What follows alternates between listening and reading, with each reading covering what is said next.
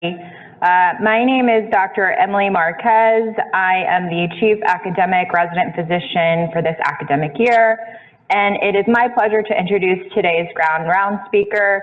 Lou Orslene, MPIA, MSW, serves the Office of Disability Employment Policy, U.S. Department of Labor, as the lead for the Employer and Workplace Policy team. The employer team examines the policy issues and barriers facing employers as they seek to recruit, hire, retain, and advance individuals with disabilities in the workplace.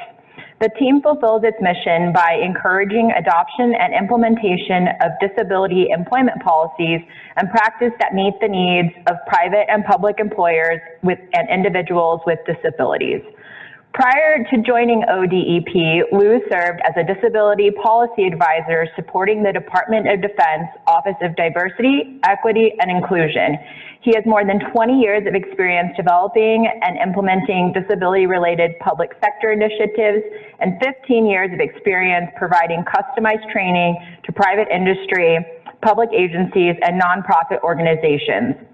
Lou has also served as the co-director of the Department of Labor's Job Accommodation Network. He has extensive knowledge of workplace accommodations, Title I of the Americans with Disabilities Act as amended in 2008, and the Rehabilitation Act of 1973. Lou graduated from the University of Pittsburgh with master's degrees in public and international affairs and social work. Lou also holds a certification in disability management as well as a certificate in managing public and nonprofit organizations. He holds an undergraduate degree in human resource management. Lou's presentations are informed by 25 years in the field of disability employment and through collaborations with groups such as the Disability Management Employers Coalition, Society of Human Resource Management, National Business and Disability Council, Assistive Technology Industry Association, and the American Association of People with Disabilities, among others. Lou is committed to increasing the employability of individuals with disabilities. This commitment is continuously deepened through the exploration of the nexus between the needs of employers and abilities of individuals with disabilities. I would also like to add that the Rehabilitation Research and Training Center on Employment for Persons with Physical Disabilities is pleased to support this Grand Rounds lecture for Mr. Lou Orslene. The center is funded by the National Institute on Disability, Independent Living, and Rehabilitation Research. The center addresses issues related to chronic unemployment and underemployment of people with physical disabilities and includes a robust set of education and dissemination activities, including sponsorship of speakers such as Mr. Orslene. This lecture is being recorded for online access. The recording will be closed captioned and a transcript will be available soon on the center's website at www.sralab.org/research/labs/RRTC-employment-and-disability. And I will make sure to email out that link as well. Thank you all for joining. All right. Good afternoon, everyone, and thank you for that introduction, Emily. I'm really grateful to the Shirley Ryan AbilityLab and the Research and Training Center on Rehabilitation Outcomes for the opportunity to speak with you today. Today's topic is enabling work. Accommodations is an essential element of the return to work process. Next slide. As Emily said, I'm Lou Orslene, Director of the Employment Policy Team with the Office of Disability Employment Policy at the U.S. Department of Labor. The Office of Disability Employment Policy is a non-regulatory agency that partners with employers and all levels of government to promote disability-inclusive policies and practices. Next slide. So today, really, my goal is to convey three major things. An understanding of the business case for supporting individuals with disabilities returning to work after injury and illness, to increase your familiarity with the accommodation process to ensure a successful return to work, and then to increase your knowledge of resources of the U.S. Department of Labor and also state and local resources such as the Shirley Ryan AbilityLab and the Research and Training Center on Rehab Outcomes. Next slide. So really our society is challenged by all of the millions of American workers leaving the workforce every year after experiencing an injury or illness. Hundreds of thousands of these workers go on to receive state and federal disability benefits. And many could remain in their jobs or in the workforce if they receive timely, effective support to prevent a work disability. Next slide. So the follow-on effects really are, there are major losses to the employer. Employers end up shouldering the direct and indirect costs that come with the loss of a valuable employee. All levels of government face reductions in tax base, decreased economic activity, and hundreds of thousands of these workers go on to receive state and federal disability benefits. However, many injured and ill workers could remain on the jobs or in the workforce if they receive timely, effective help. And the losses to the employees are that they lose their health oftentimes, their family finances, and ultimately their quality of life. Compared to people without disabilities, individuals who have disabilities are significantly less likely to engage in future work. Those who do work earn less and are much more likely to be poor. We could go to the next slide. The National Safety Council reports that the total cost of work injuries in 2018 was $170.8 billion. This figure includes wage and productivity losses of $52.4 billion, medical expenses of $35 billion, and administrative costs of about $57 billion. Days lost due to injuries in 2018 totaled 70 million. This estimate includes the actual time lost during the year from disabling injuries, but excludes lost time on the day of injury, time required for medical treatment and follow-up following the injured person's return to work. The next slide, please. So even beyond really these staggering numbers specific to losses due to work injury, there's also a very strong business case for retaining workers with disabilities. And that's been building over the past few decades. One of the most recent reports is a report that was put out through Accenture in 2018. And what it says, the report says, is that employees with disabilities offer tangible benefits, including increased innovation, improved productivity, and a better work environment. The report examined companies known for hiring and retaining individuals with disabilities. And on average, over a 4-year period, found that these companies had a 28% higher revenue, double the net income, and 30% higher economic profit margins than those companies which were not disability inclusive.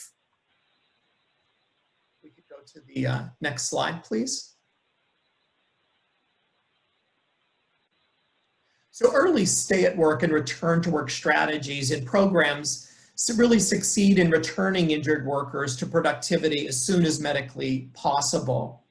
This is what we should all be working towards in order to prevent needless disability.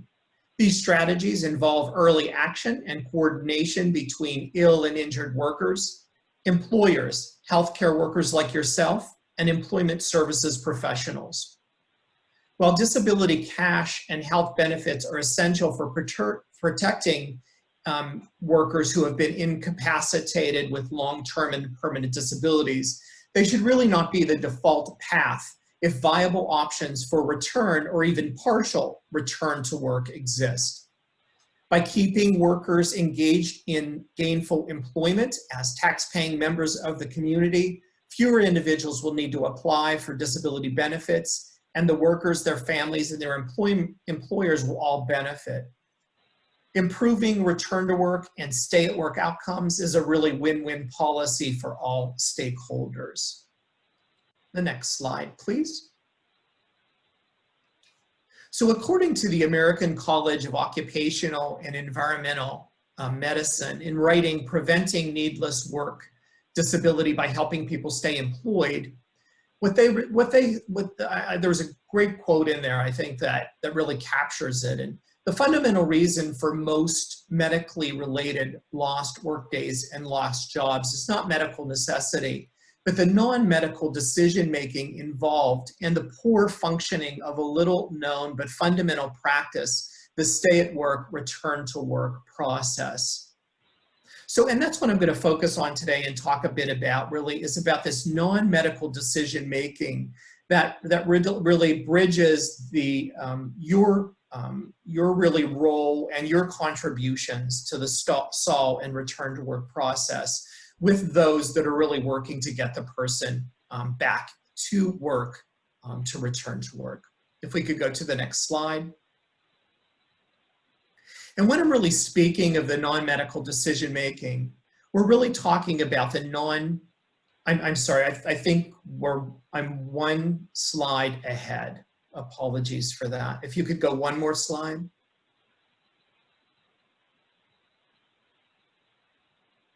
There we are. There we are. Sorry, I'll be a little more focused and try to keep us on task. So when I speak of the non-medical decision-making, we're really speaking of the non-clinical role of the medical professionals.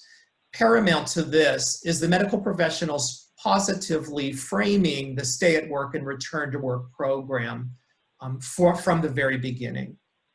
A disability, medical impairment, or chronic health condition doesn't necessarily diminish the individual's knowledge, skills, and abilities.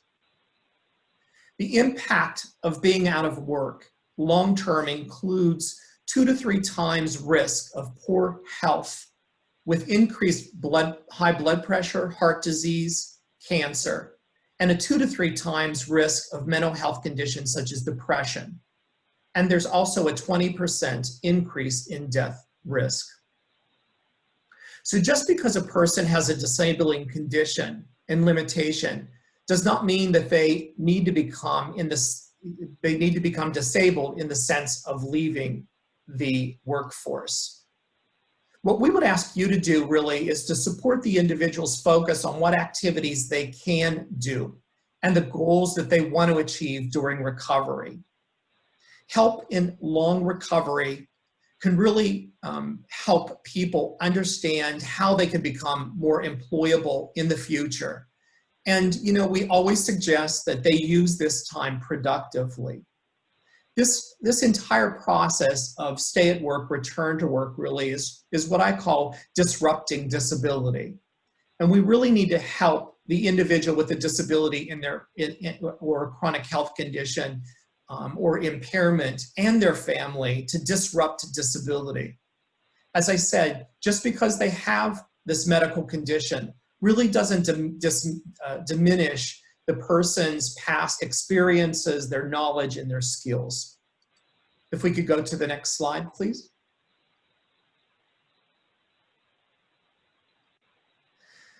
Really, the medical role or the medical professional is really a vital part of the SAL and the return to work team. While differing by composition, the typical team includes a return to work coordinator, a workers' compensation staff, the individual's supervisor, and an accommodation subject matter expert. The clinical role of a medical professional on the team is really the provision of medical opinion in support of early SAL and return to work interventions. What the team really needs to know in moving forward in this process is the nature, degree, and the prognosis of the potentially disabling condition. I'll just also note that oftentimes medical professionals are asked to fill out return to work functional assessment forms, physical capacity assessment forms, mental health functional assessments, and fitness for duty return to work releases. And all of these forms really enable the stay at work and return to work process to proceed. But we know that medical professionals are very busy and you know, the challenge really is getting these forms completed and understanding really, again, the nature, degree, prognosis so that everyone can begin thinking about the implications for the person, for their job position, and also for future reassignment to other positions if that becomes an option. So if we could go to the next slide, please. There are three major points in this process where you as a medical professional may be pulled in. Your opinion first may be requested to initiate the transition duty process, one in which one or more temporary accommodations or adjustments are provided so an employee can perform job duties while recovering from a medical condition. This really enables the person to return to active employment as soon as they're medically stable and perform the task that they have been performing in the past safely. So during this process, the essential functions or the functions of the job of an injured or ill individual may be eliminated. This is all part of that transitional duty process. The result is the individual returns to their job with no restrictions or accommodations. And really that's the ideal or the optimal outcome of the transitional duty. But you may also be brought in later in the transitional duty process when it's determined that an individual has reached maximum recovery. And now it's discovered that the individual has a permanent medical condition. At this point, the ADA may require, the Americans with Disabilities Act, and then support is really needed in determining what accommodations will enable the individual to perform the essential functions of the position. So this is the business of returning the individual back to his former position, but in this circumstance, it's with an accommodation. And then finally, there's another point of engagement where your services may be requested. And that is, we may be asking you to provide information in order to determine what accommodations will enable the individual to perform the essential functions of a new position that they're qualified for. So under the ADA, what we attempt to do first is to accommodate the person in the current position and offering them an accommodation to meet the essential functions of their position. If they're not able to do that, then sort of the last ditch effort to keep that person employed with this employer is called reassignment. And what we're looking at there is we look again at the qualifications of the individual. We want to compare those to the essential functions of jobs that may be open currently with the employer, and then we do a job match. And again, that's when you may be needed because it's a new position, new essential functions, and once again, we may be asking you for your opinion and perhaps your ideas about what accommodations might work. Ideally, the medical professional yourself listens carefully, treats, certifies appropriately, and communicates with the workplace and the supports in order to provide a successful return to work outcome. Next slide, please. So if an individual is not able to return to work without limitations, then the workplace accommodations or adjustments, as we sometimes call them, are really a key part of the solution. So again, according to the American College of Occupational and Environmental Medicine, they say if permanent or long-term alteration of work capacity occurs, the ADA or reasonable accommodation process may be triggered. It operates in parallel with the stay at work and return to work process. If the ADA applies, it will heavily influence what occurs during SAL and return to work. So sometimes there is confusion caused because once some companies have in their policy that as soon as the person is injured, that immediately that triggers the ADA process. So there may be a parallel process. So in the previous slide, when I talk about the 3 points of engagement, the transition to return to work, accommodations to a former position, and accommodations to reassignment, it may not be as neat as that, is that we progress from one stage to another. There may be some overlap between, so in some of the information you're providing may be shared multiple times on multiple forms, which we know is cumbersome and sometimes challenging for you. Let's go to the next slide, please. So let's talk really what I'm talking about in terms of accommodation, or in some contexts, they call it an adjustment. So really this is any modification or adjustment to the job or the work environment that enables a qualified person with a disability to apply for or perform a job. And earlier when I talked about disrupting the disabling of an employee, our accommodations really serve that purpose. So again, our focus needs to be on what the person can do as opposed to what they can't. And a disability, medical impairment, or chronic health condition doesn't necessarily diminish the individual's knowledge, skills, and abilities, as I've said previously.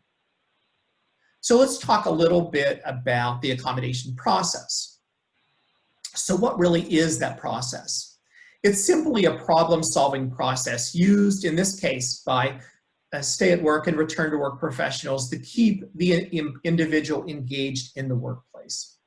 The process is as follows. You simply analyze the particular job involved. That usually involves the having a job description and reviewing the essential functions of that position, consulting with an individual to assert the precise and job-related limitations and how they can be addressed. And again, this is where information from a medical professional comes in. Oftentimes that person takes a form, which I'll show you in a couple of minutes, to the physician, to the medical professional, and ask you to fill out what you believe the job-related limitations are.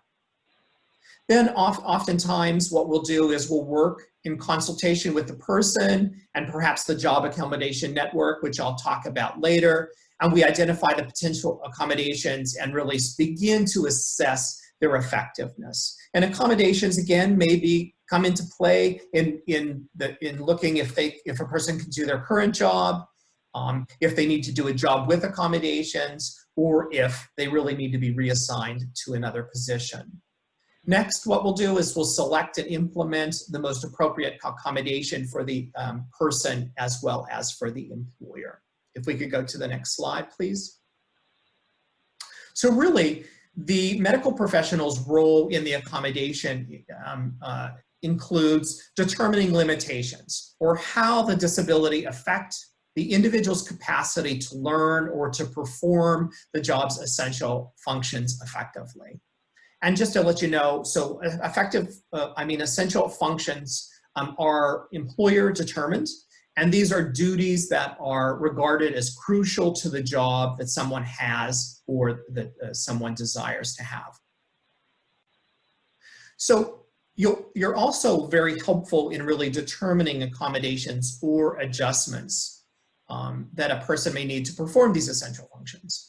So it's helpful in your learned experience for us to know what has or hasn't worked, both in your experience as a medical professional, and then perhaps with you engaging with the individual, for you mutually then to understand what limitations are most prominent and what accommodations may have worked for that person. You know, perhaps that person shares more information with you than a return to work professional or with their employer. So really we need everybody's help in understanding where the employee has been, what perhaps accommodations have worked for them in the past, and what in relation to their limitations might work in the future. If we could go to the next slide, please.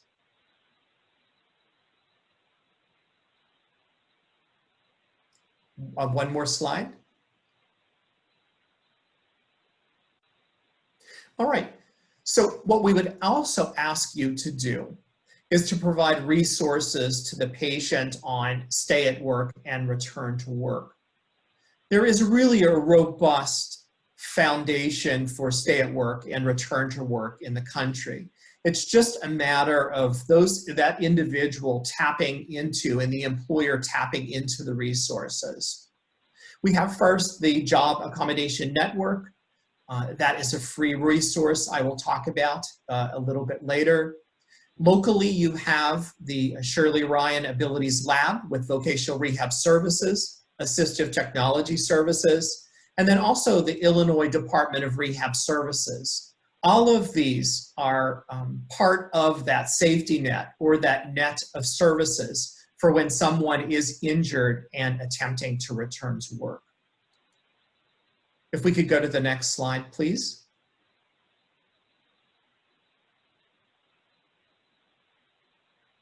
So what I just wanted to put up on the screen for you is to see what form, which is typically provided to you, and what we need completed in order to move forward in the stay at work, return to work process. As I said, unfortunately, there are a number of forms specific to processes, but this is the one that usually typically starts the accommodation process. And this form really helps employers make decisions as to whether or not the person is covered by the ADA and what accommodations may work for the limitations specified. And just to let you know that as a medical professional, I know that medical professionals are often somewhat timid and shy really to say that a person is covered by the ADA or not. I know that many employers ask you to make that decision, but I'm here to tell you that that really isn't your decision. That's the employer's decision. So it's not your responsibility and you are not liable for that decision. But you can, in your best medical opinion, provide information that the employer needs. Again, totally the employer's responsibility in making these types of determinations. And I know that the form is rather small on the screen, but for instance, it asks you if the limitations involve any major life activities, and there are just various boxes that you can tick off in determining whether they do affect any majorly bodily functions. And then also just, there are a number of questions about the limitations that the person has. And again, any accommodations you might be aware of in your experience that you've heard either from other patients that you've had, other professionals that you've worked with, or even if the individual raised perhaps accommodations which may have worked in the past for them or may not have worked in the past. We also ask you for that information. If we could go to the next slide, please. So what I wanted to do now is just to really familiarize, if you're not really have had experience with accommodations before and you're kind of familiar with the categories of accommodations or the types of accommodations, I just wanted to go through a few categories of them. One of them is what we call the HR accommodations. And these are flexible work arrangements. They could be part-time schedules. They could be policies or benefit changes that would enable the person to return to work or leave. And what many of us are doing these days, of course, in these COVID times is really telework. So, and one of the things that I'll caution you, particularly with HR accommodations, is that supervisors often prefer leave because it is the easiest type of accommodation provide. However, it's not usually the best by the employer or by the individual with a disability. So really, I caution that while leave may, again, be the simplest option, it's often the most counterproductive. For the individual, it may result in comorbidities while off of work, or for the employer, it may mean paying both the employee and perhaps a temporary replacement. Offering reasonable and medically suitable work is always preferable to leave. And that's what the research says, and certainly what us who have been working in the field say as well. So be cautious that if someone, if an employer consistently comes, or even the individual is coming to you and saying, well, no, I just want to take a leave. Just maybe prod a little bit further. Don't just sign off on that quickly. Prod a little bit further and let's see why they prefer leave. Perhaps it is really the option that's needed at the moment. But I can just tell you that it's one that is chosen way too often, and again, really counterproductive. So next, the next slide, please. Let's see. Okay, so the workplace adjustments and equipment. So these are really environmental adjustments, and they could be accessible parking lots, accessible restrooms. You know, perhaps you have someone that has multiple sclerosis, more apt to falling, and you want to keep them at work, or perhaps they're returning to work after surgery. Then perhaps they need to be closer to a restroom. This might be in the same circumstance with somebody with diabetes. It may be also the case that we want to offer ergonomic products, such as a sit-stand desk or a sit-stand stool. While mental health impairments these days seem to be one of the most prevalent health condition and disability that we deal with, back impairments, motor impairments are still often occurring in the workplace, and we find more and more people asking for these desks and stools. Or perhaps automatic door openers for people who do have medical impairments, who have been, who are wheelchair users, who are paraplegic or quadriplegic, or really just with somebody with cerebral palsy. An automatic door opener can be very, very helpful in returning them to work. The next slide, please. In the category of communication accessibility accommodations, there are all sorts of different accommodations, such as closed captioning, large font, braille formats, digital formats, HTML postcards providing written instructions, video phones, CART, amplified headsets, interpreters. So this is just a rather full array of those communication accessibility accommodations that one might need if, for instance, I'm blinded at work, or I lose my hearing at work, or I'm in an accident and lose my sight or hearing. Could we go to the next slide, please? So there's all sorts of assistive technologies out there these days. The technology is very sophisticated, and at this point, many of the technologies such as screen magnification or the screen reading software are interoperable with operating systems on computers. Many of the bugs have been worked out over the past decade and are very effective in bringing someone, again, who is losing their sight or someone who has lost their sight, to enable them to do their job if it is sort of one of those white collar jobs that's information sharing and they're using computer systems. And there are iPads with apps. There's various apps which enable, which have accessibility features, which really enable people to work their jobs if it is, again, a computer-based job. There's alternate keyboards for somebody, for instance, who has cumulative trauma disorder, alternate mice, same condition, text highlighting software for someone who perhaps has a cognitive impairment from a stroke, who has been in a car accident, as well as voice input software. For instance, again, someone who has injured their arms or their hands, and they're no longer able to input as they have in the past.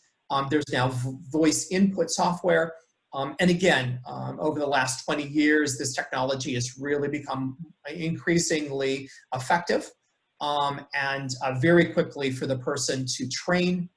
So they're able just to speak into their computers and it's able to capture. And as a medical professional, I'm sure you're very adept at these kinds of technologies. If we could go to the next slide, please. So there's also electronic information accessibility. And this is more of sort of text alternatives or captions for non-text media. So if I am someone who is blind, I am in a training such as this, and I need this information to perform the essential functions of my job, then we in the field, and we have been training others to ensure that if there are graphics on these slides, that we want to make sure that there is alternate text behind that. There are alt tags, as one calls them often. And what this is a description of a chart, of a graph, of a graphic, so that the person who is blind can understand or has the same understanding that someone who is non-disabled of the information that we're trying to convey. There's also techniques that one can use to traverse the page from the keyboard. So there are keyboard shortcuts that somebody who is disabled can use that enables them to function and move as quickly as us who are non-disabled in that way through documents and forms and such. And also there's technology that can give users control over which features to load and to change. And this is particularly pertinent to website accessibility. So again, with us functioning with many tools that are web-based these days, it can give someone who is blind the ability to go directly to the pertinent information that's important to their job and can avoid their screen reader going and reading all of the various captions that are really containing not information that are pertinent or relevant to their jobs. And these tools, again, have become very effective over the years. And there is also design page text with sufficient contrast, contrast being another issue that many people with various disabilities deal with.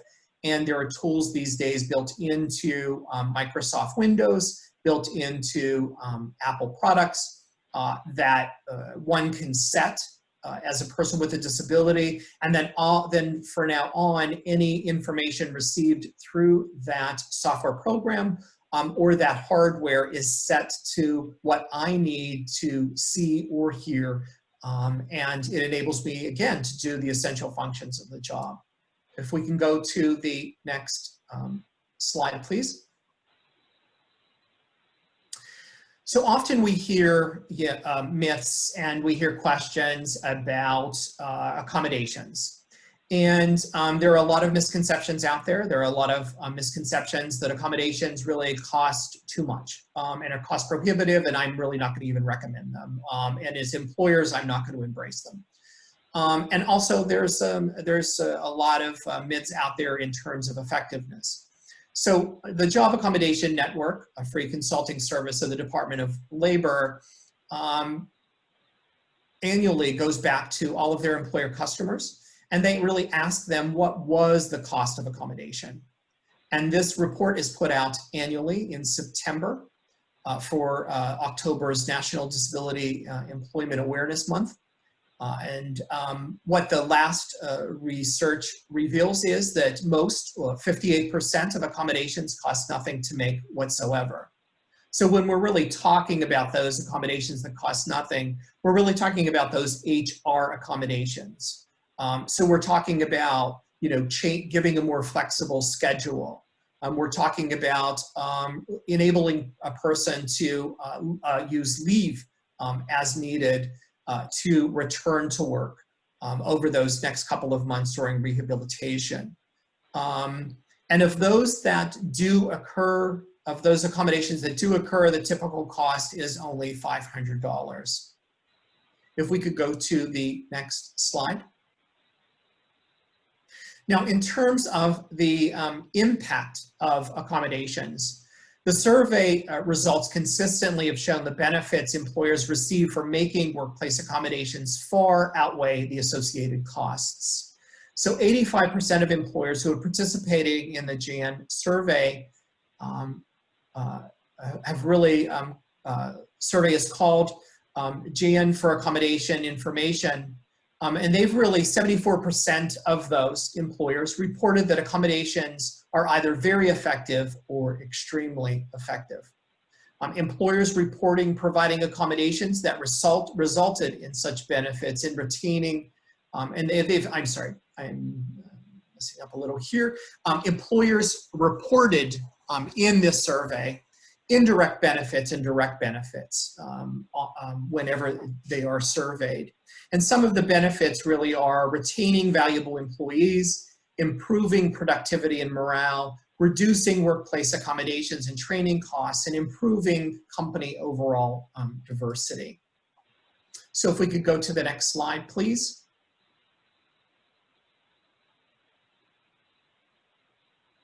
Next slide. And the next slide. So on the screen, we see a graphic of the Job Accommodation Network's website. The Job Accommodation Network, which I've referred to a couple of times already, really is more often known as JAN. That's how you'll hear of it. And employers, rehabilitation counselors, individuals with disabilities, all of them go for technical assistance to JAN. It's a free resource, as I stated before. And JAN's consultants, they're professional consultants, all masters and PhD level consultants, and they provide one-on-one consulting on accommodations for specific disabilities, chronic health conditions, and impairments within specific industries. There's also a self-service portal, which allows one to search JAN's vast resources to find accommodation solutions. So the graphic that we're seeing here on the screen is the front page of the JAN website. In the top header, one can see there that there is an A to Z. And by going into that A to Z, one can search accommodation options by, and let's go to the next slide, please. So when you hit the A to Z of disabilities and accommodations, then one's taken to a page and you can search by disability, limitation, work-related function, topic, or accommodation.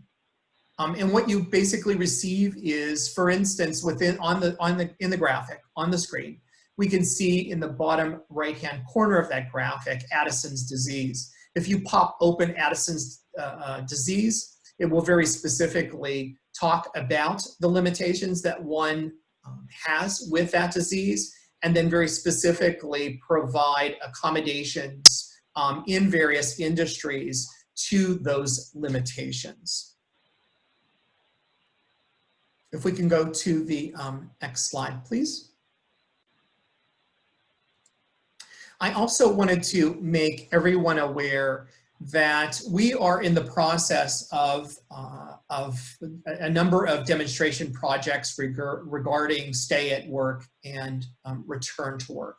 And we're really looking for state models of how best to create some systemic change within the state with all the parties involved, and to look at developing these models and then, of course, replicating them throughout the country.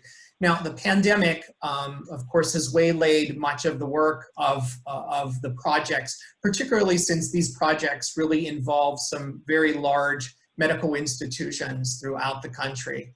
So really stay tuned for the results of these projects. But again, the intent is to bring together all of the parties within the stakeholder group in stay at work and return to work, and look at some pretty major systemic change to more effectively ensure that people are returned to work or enabled to stay at work, so that we disrupt that disability process, so that people, while they may remain with an impairment, they may in the future have some sort of chronic health condition related to their illness or injury, but that doesn't mean that they become totally disabled and that they're not able to work any longer. So that's the kind of exploration that we're going to do with these 8 demonstration projects throughout the country. So we're hoping once we are out of the pandemic phase, that we're able to move forward aggressively to work through these demonstration projects and then have results in the next year or 2. So with that, I wanted to open it up to some questions, and hopefully I'll be able to answer those questions. If not, then I'm certainly willing to go back with my colleagues and conduct some research and provide any questions that you might have. So with that, if we want to open it up.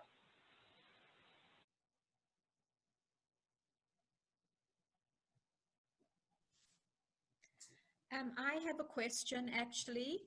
Are you able to hear me? Yes, I can hear you. Okay. It's a bit low, but I can hear you. So okay. I'll watch the transcript as well, or the one of the groups of people who we know traditionally has had great difficulty returning to work has been people who have aphasia after a stroke or after a traumatic brain injury. So aphasia are people who have communication problems. And, you know, it's very, very difficult for them to return to work. They're also often excluded from research studies that look at return to work. I'm just wondering if there's any chance that in any of the demonstration projects, people with aphasia might be included. Obviously, they need special strategies in order to be included in studies and demonstration projects, but I just wanted to bring that up because notoriously, I mean, we know from the fact that very few people with aphasia are able to return to work. So I just want to bring that up as, you know, consideration of that impairment, you know, moving forward. Thank you. I appreciate that. I really do. And I'll take that back to the retained team and talk to them about it. I also want to point out, though, that I am very sure that Jan has a publication on aphasia that perhaps would benefit some of your patients. So you may want to get online. And again, you could either use the search function, or you can go into the A to Z of disabilities and look there for the publication. But I'm pretty sure that I've seen that before on their site. But I will take that back to our group. I mean, there is opportunity, particularly with what's going on, and we're modifying work plans and we're modifying our strategy and models. So I will definitely bring that up to the team. Right, thank you. Sure. Another group of people, of course, that that we really struggle with are people with mental health conditions as well. And so we're spending a lot of energy, time, and resources on looking at models for returning people back after an episode or after some issues that they might have.